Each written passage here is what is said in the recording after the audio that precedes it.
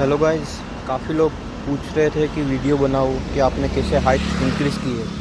So basically मैंने क्या किया, ये मेरा पुराना मोनोशॉक है।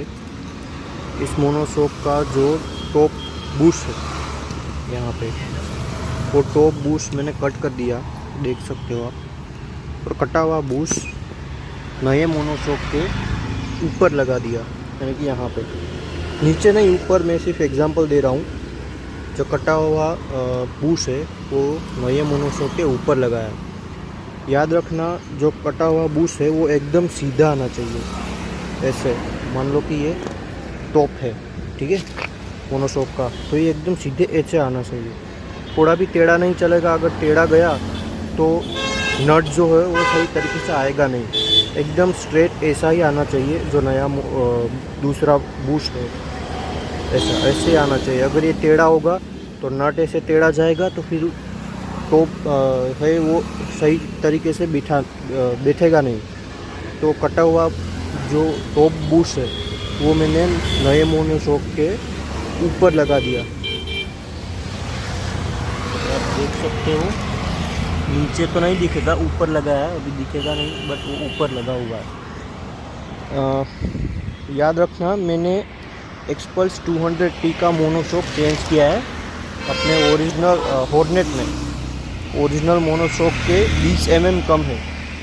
ऑन पेपर सिर्फ 20 mm कम है, बट एक्चुअली में काफ़ी कम होता है वो। 2 सेंटीमीटर आपकी गाड़ी की काफ़ी हाइट कम कर देगा। इसका डिसएडवांटेज एक है। डिसएडवांटेज था जो मेरी स्टैंड थी, साइड स्टैंड, वो काफ़ी बढ़ गई थी, क्योंकि हाइट जो है कम होने से ये बढ़ जाती है। तो उसका डिसएडवांटेज क्या रहता है कि जैसे मैं स्टैंड पे लगाता हूँ तो एकदम स्ट्रेट रहेगी। अगर कोई भी ऐसे धक्का दे देगा तो उस साइड वो पलट जाएगी। दूसरा जो डिसएडवांटेज था, वो जब पिलियन को आप बिठाते हो तो ये डबल स्टैंड जो है वो स्पीड ब्रेकर में टच होती है। तीसरा जो डिसएडवांटेज था वो इसका हेडलाइट का थ्रो।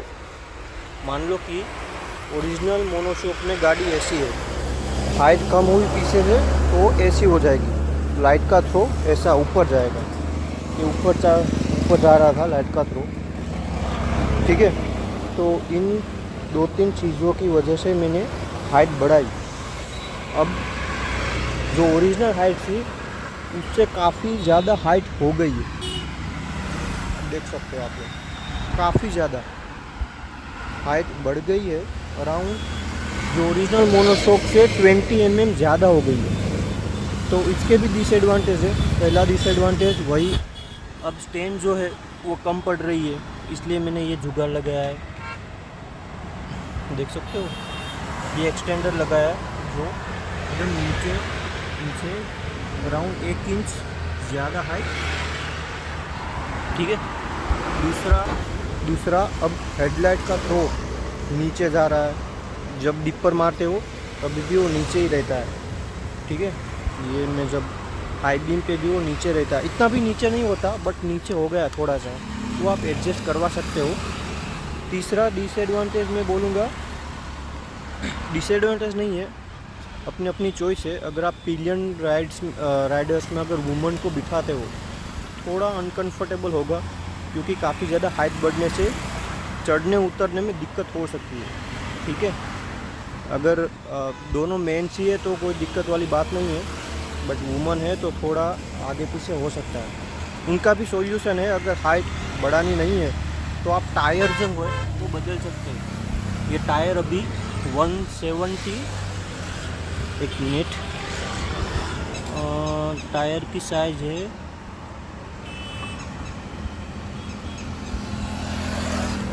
आई थिंक 117 नहीं, 130/17 R17 ह्याच्या पुढे ये 140/17 17 है, ठीक है, 17।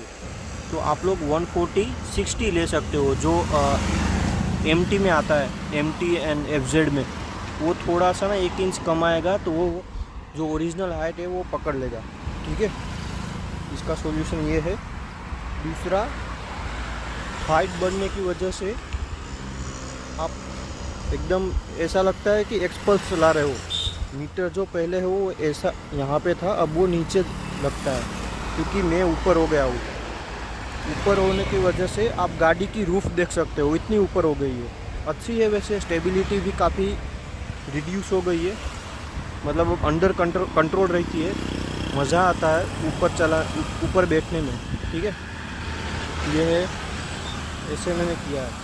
अगर कोई क्वेश्चन हो तो आप कमेंट सेक्शन में डाल देना। Thank you.